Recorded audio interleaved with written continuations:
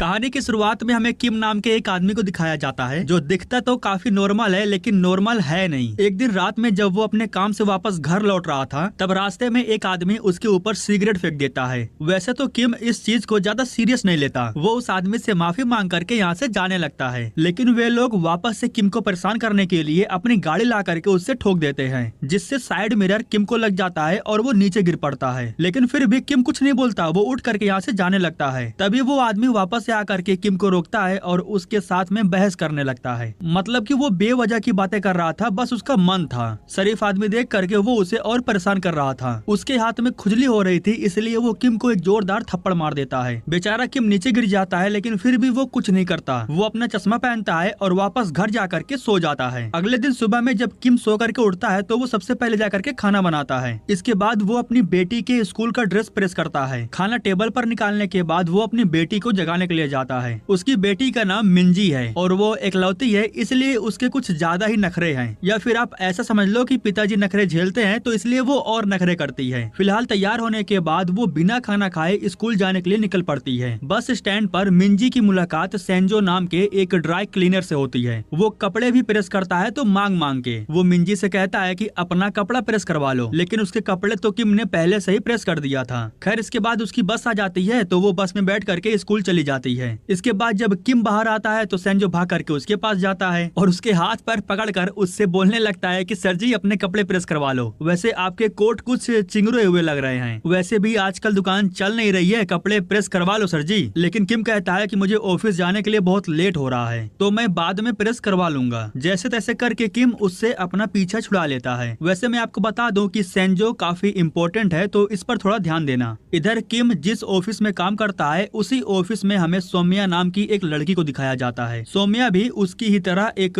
Co-worker है। दरअसल मिंजी का जन्मदिन आने वाला था तो इसलिए किम उसे गिफ्ट देने के लिए कुछ अच्छा सा ढूंढ रहा था। असल में उसे पता नहीं था कि वो अपनी बेटी को क्या गिफ्ट दे, तो इसलिए सौम्या उसे कहती है कि फिक्र मत करो, मैं शाम को तुम्हें मॉल लेकर चलूंगी, वहाँ पर मैं तुम्हें एक अच्छा सा सामान दिला दूंगी जो तुम्हारी बेटी को काफी पसंद आएगा। इधर मिंजी जिस बस से स्कूल जा रही थी उसी बस के अंदर हमारी मुलाकात टिम नाम के एक लड़के से होती है। असल बात ये है कि मिंजी उसे लाइक करती है, लेकिन वो ये बात उसे बता नहीं पा रही है, और क्यों नहीं बता पा रही है वो भी आपको आगे कहानी में अभी पता चलेगा। स्कूल में एक ऐसी लड़की है जिसे मिंजी अपना दोस्त मानती है, उसके अलावा उसका और कोई दोस्त नहीं है। कुछ समय के बाद क्लास में दो लड़कियां आती हैं और वो मिंजी के करीब जा करके उसके कपड़े स्मेल करके उससे कहती हैं कि तुम्हारे कपड़ों में से बूढ़े की बदबू आ रही है। असल में वो मिंजी को ताना मार रही थी क्योंकि उसके पापा थोड़े बूढ़े टाइप के हैं ना, इसीलिए। इसके बाद वो मिंजी को परेशान करने के लिए उसके सामान को नीचे फेंक देती हैं। अब यहाँ पर ध्यान देना कि क्लास में एक हायरी नाम की लड़की है और वो दोनों लड़कियां जो अभी कुछ समय पहले मिंजी को परेशान कर रही थी ना, वो उसकी दोस्त हैं, जिसका साफ मतलब ये है कि हायरी भी इन सब में शामिल है। इसके बाद मिंजी जब वॉशरूम में जाती है तो यहाँ पर भी वो दोनों लड़कियां आ जाती हैं और उसे परेशान करने लगती हैं। लेकिन मिंजी इन्हें इग्नोर करके जब यहाँ से जाने लगती है तो उसी समय यहाँ पर हायरी आ जाती है। ये सभी लोग मिल करके मिंजी के साथ बदतमीजी करते हैं और उसे थप्पड़ भी मारते हैं। और ये आज कोई बड़ी बात नहीं थी, इस तरीके से ये लोग मिंजी को हर दिन परेशान करते थे। मिंजी बेचारी कुछ कर भी तो नहीं सकती थी। असल बात ये है कि ये लोग बड़े बाप की औलाद हैं। इसके बाद हमें सौम्या को दिखाया जाता है जो किम को लेकर के मॉल में जाती है और वहाँ से वो मिंजी के लिए एक अच्छा सा टी शर्ट खरीदती है। वैसे तो वो टी शर्ट किम को पसंद नहीं आता है, लेकिन फिर भी सौम्या के कहने पर वो उसे ले लेता है। इसके बाद घर जा करके उस टी शर्ट को एक ड्रॉवर में रख देता है। वो अपनी बेटी के पास जा करके उससे पूछता है कि खाना खाया कि नहीं, तो मिंजी उससे कहती है कि अब से आप मेरे कपड़े अलग धोइएगा, मेरे कपड़ों को अपने कपड़ों के साथ मिला करके मत धोइएगा। स्कूल में लड़कियों ने जो उसे बोला था ना, वही बात उसे बुरी लग गई थी। लेकिन बात यही खत्म नहीं होती है। अगले दिन मिंजी जब स्कूल में जाती है तब उससे मालूम चलता है कि आज जिम्नास्टिक की ट्रेनिंग करने जाना है। वो ड्रॉवर में अपने जिम वाले कपड़े लेने के लिए जाती है, लेकिन उसे वो कपड़े वहाँ नहीं मिलते। असल बात ये थी कि इन लड़कियों ने उसके जिम वाले कपड़े को ले जा करके डस्टबिन में फेंक दिया था। ये चीज मिंजी को बहुत बुरा लगता है और वो रोने भी लगती है। फिर भी वो बिना जिम वाले कपड़े के ट्रेनिंग करने के लिए जाने लगती है। तभी रास्ते में टिम उसे मिल जाता है और वो अपने जिम वाले कपड़े उसे दे देता है और उससे ये बोलता है कि ये तुम पर सूट कर रहा है। इसके बाद मिंजी जब ट्रेनिंग करने के लिए अंदर जाती है तब यहाँ हायरी को मालूम चलता है कि टिम ने अपने कपड़े पहनने के लिए उसे दिए हैं।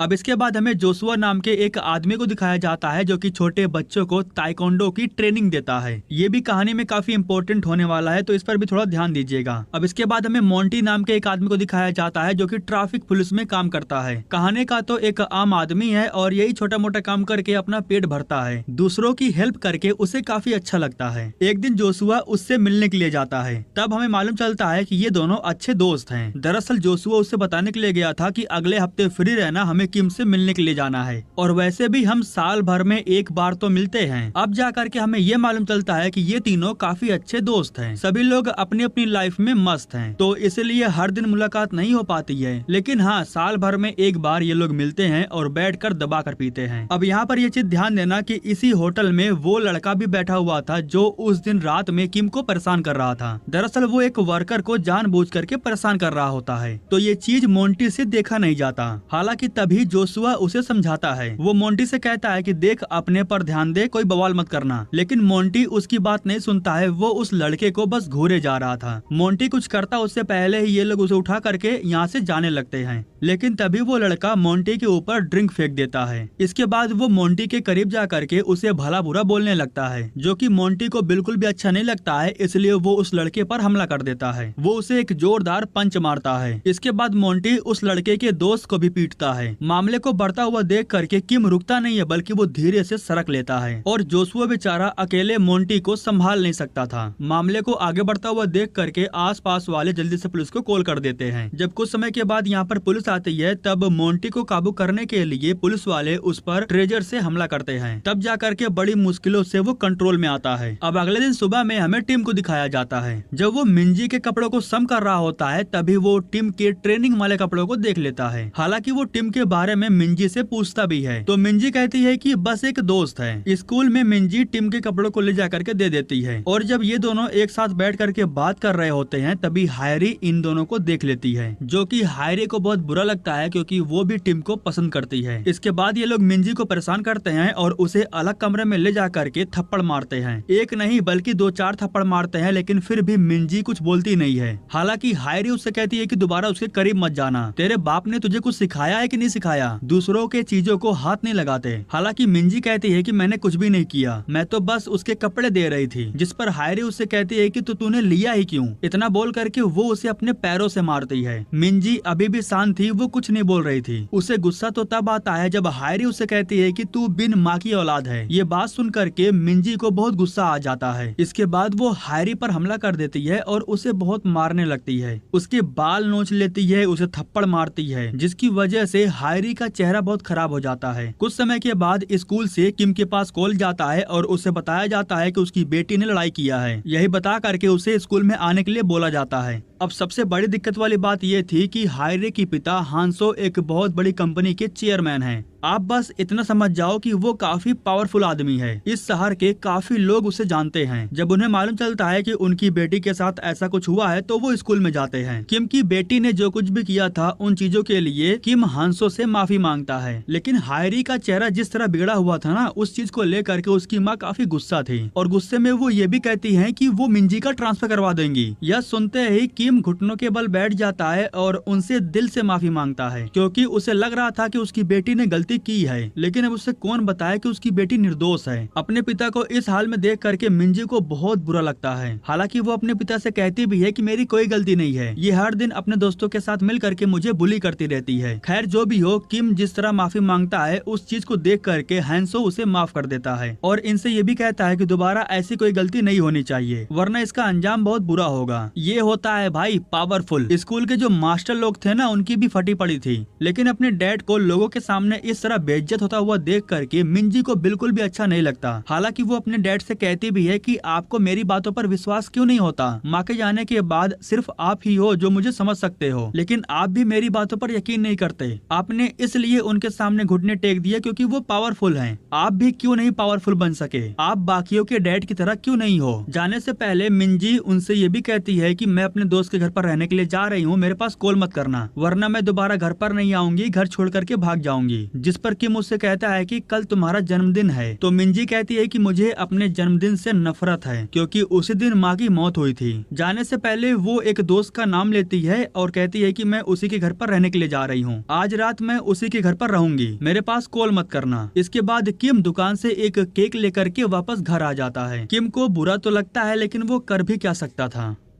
इसके बाद हम मिंजी को देखते हैं जो कि अपने दोस्त के घर पर जा रही होती है, लेकिन तभी अचानक से उसके फोन पर एक मैसेज आता है और उसके पास ये मैसेज टिम ने किया था। टिम उससे कहता है कि स्कूल के पीछे वाली बिल्डिंग में मैं तुम्हारा वेट कर रहा हूँ, मुझे तुम्हें कुछ बताना है। इधर किम जब देखता है कि घड़ी में 12 बज गए हैं तो वो अपनी बेटी को बर्थडे विश करने के लिए उसके पास कॉल करता है। हालांकि मिंजी ने मना कर रखा था लेकिन दिल कहाँ मानता है। इधर हमें मालूम चलता है कि मिंजी बेहोशी की हालत में पड़ी हुई है और उसका जो फोन है वो उसके जेब में बज रहा है। टिम को कि वो फोन को जानबूझ करके नहीं उठा रही है क्योंकि उसे पता है कि वो नाराज है, लेकिन मिंजी के फोन का वेट करते करते रात से दिन हो जाता है। सुबह में वो एक बार फिर से मिंजी के पास कॉल करता है लेकिन इस बार उसका फोन बंद बताता है। जब किम को थोड़ा टेंशन होता है तो वो उसके दोस्त के पास कॉल करता है जिसके पास वो रुकने वाली थी, लेकिन वहाँ पर कॉल करने के बाद किम को मालूम चलता है कि मिंजी वहाँ पर गई ही नहीं है। यह सुन करके किम बहुत घबरा जाता है, उसे टेंशन होने लगती है। वो जल्दी से भाग करके मिंजी के स्कूल में जाता है ये सोच करके कि क्या पता मिंजी स्कूल चली गई होगी, लेकिन क्लास में मिंजी नहीं थी। तभी वो टिम को देख करके उसे पहचान लेता है। तब वो टिम से मिंजी के बारे में पूछता है। तब टिम उसे बताता है कि मैंने मिंजी के पास मैसेज नहीं किया था, वो कुछ लोग थे जिन्होंने मुझे पीटा और मुझसे मेरा फोन छीन लिया। उन लोगों ने मिंजी को स्कूल के पीछे वाले बिल्डिंग में बुलाया था, वहाँ पर उसके साथ क्या हुआ मुझे नहीं पता। इसके बाद किम जल्दी से भाग करके स्कूल के पीछे वाली बिल्डिंग में जाता है जहाँ पर वो एक जगह पर ढेर सारा ब्लड गिरा हुआ देखता है। और इससे भी ज्यादा चौंका देने वाली बात ये थी कि उसे यहाँ पर एक हेयर बैंड दिखाई देता है। उसे याद आता है कि ये तो हायरी का है, उसने अपने बालों में पहन रखा था। फिलहाल इतना सारा ब्लड देख करके किम बहुत घबरा गया था, उसे अपनी बेटी की बहुत फिक्र हो रही थी। अब कुछ समय के बाद हायरी अपने एक दोस्त सैम के साथ में यहाँ पर आती है। दरअसल ये लोग जो भी यहाँ पर ब्लड वगैरह पड़ा हुआ था ना उसे साफ करने के लिए आए थे, लेकिन फिलहाल वो सब तो साफ हो चुका था। लेकिन फिलहाल इन्हें ये नहीं पता था कि काफी समय से किम इनका यहाँ पर वेट कर रहा था। वो हायरी से डायरेक्ट पूछता है कि मिंजी कहाँ पर है। इसके बाद वो हायरी को उसका हेयर बैंड भी दिखाता है। वो समझ जाती है कि उसकी सच्चाई सामने आ चुकी है, इसलिए वो सैम के साथ यहाँ से जाने की कोशिश करती है। लेकिन तभी किम दोबारा उससे पूछता है कि मुझे बताओ मिंजी कहाँ पर है। तभी सैम बिना कुछ सोचे समझे किम को पंच मारने की कोशिश करता है, लेकिन वो बड़ी ही आसानी से खुद को बचा लेता है। इसके बाद वो बड़े ताव से कपड़े उतारता है और किम को लड़ने के लिए चैलेंज करता है। वो कहता है कि पहले मुझे हरा कर दिखा, फिर मैं बताऊंगा तेरी बेटी कहाँ पर है। वो कहता है कि पहले तो तू ये कपड़े उतार। इतना कहने के बाद वो किम के कपड़े को फाड़ देता है। तभी वो उसकी बॉडी पर ढेर सारे चाकू से लगे हुए निशान देखता है, 2-4 गोलियां भी लगी हुई थी। इसके बाद वो सैम से फाइट करता है और उसे बड़ी ही आसानी से हरा देता है। सिर्फ 2 से 3 मुक्के में वो ढेर हो जाता है। इसके बाद वो उसका गला दबा देता है और उससे मिंजी के बारे में पूछता है। इसके बाद वो किम को बताता है कि एक थॉमस नाम का लड़का था, उसी को हमने बॉडी ठिकाने लगाने के लिए बोला था। इसके बाद किम उससे थॉमस का एड्रेस भी पूछता है। अब इसके बाद कहानी प्रेजेंट टाइम में शिफ्ट होता है जहाँ पर हम सैम को देखते हैं। जब वो अपने दोस्तों के साथ में था तब वो टिम के पास जाता है और उससे मारपीट करके उसका फोन उससे छीन लेता है। फोन छीन लेने के बाद वो उसी के फोन से मिंजी के पास मैसेज करता है और मिंजी को स्कूल के पीछे वाले बिल्डिंग में आने के लिए बोलता है।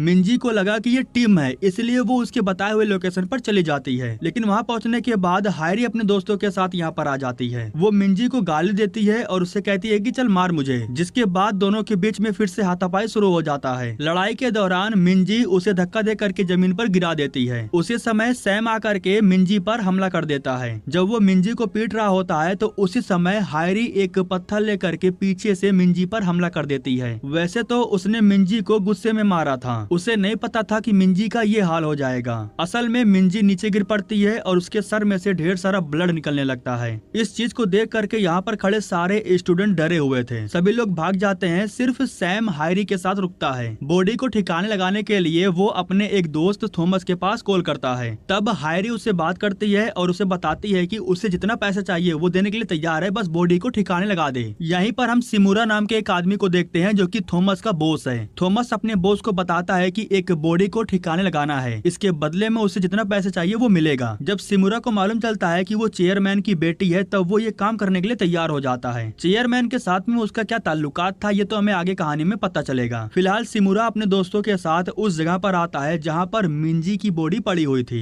उसकी बॉडी को कार के डिग्गी में रख करके उसे यहाँ से लेकर जाने लगते हैं। अगले दिन हम किम को देखते हैं, वो अपने कबर्ड में से एक सूटकेस निकालता है और थॉमस के एड्रेस पर जाता है, जहाँ पर हम देखते हैं कि थॉमस एक आदमी को कुछ पैसों के लिए टॉर्चर कर रहा था। दरअसल उसने कुछ उधार पैसे थॉमस को लौटाए नहीं थे, इसलिए वो उसे टॉर्चर कर रहा था। इन लोगों ने उसकी बेटी को भी उठा लाया था। पैसों के बदले में ये लोग उसकी बेटी के ऑर्गन्स को निकालने वाले थे। उसी समय किम अंदर आ जाता है और फिर जो भी उसके सामने आता है वो एक एक करके सबको धोने लगता है। थॉमस को काफी ज्यादा टॉर्चर कर रहा था ये जानने के लिए कि उसकी बेटी कहाँ पर है। तब थॉमस उसे बताता है कि मुझे सच में नहीं पता है, हम बस चैट के थ्रू बात करते हैं। उसी समय थॉमस के फोन पर एक मैसेज आता है और जब किम उस मैसेज को देखता है तब उसमें लिखा हुआ था, ध्यान देना कि स्टूडेंट को इस बारे में पता न चलने पाए, मैंने लड़की की बॉडी को ठिकाने लगा दिया है। इतना पढ़ते ही किम तुरंत उस नंबर पर फोन करता है। असल में वो फोन सैंग मैन के पास गया था जो कि सिमुरा का ही दोस्त है। जब उसे मालूम चलता है कि थॉमस कॉल कर रहा है तो वो फोन को रिसीव करने से मना कर देता है, क्योंकि ये लोग कभी भी फोन नहीं करते, जो भी बातें होती हैं वो चैट पर होती हैं। सिमुरा समझ जाता है कि कुछ गड़बड़ है, इसलिए वो फोन उठाने से मना कर देता है और फिर वो चैट डिलीट भी करवा देता है। जिसके बाद वो थॉमस से कहता है कि उनसे कांटेक्ट करो, मुझे बताओ वो कहाँ पर हैं। जिस पर थॉमस कहता है कि मुझे सच में नहीं पता है, उन्होंने चैट को डिलीट कर दिया है, अब उनसे कांटेक्ट कर पाना इम्पॉसिबल है। उसी समय यहाँ पर पुलिस आ जाती है जो किम को गिरफ्तार करके उसे पुलिस स्टेशन लेकर जाने लगती है।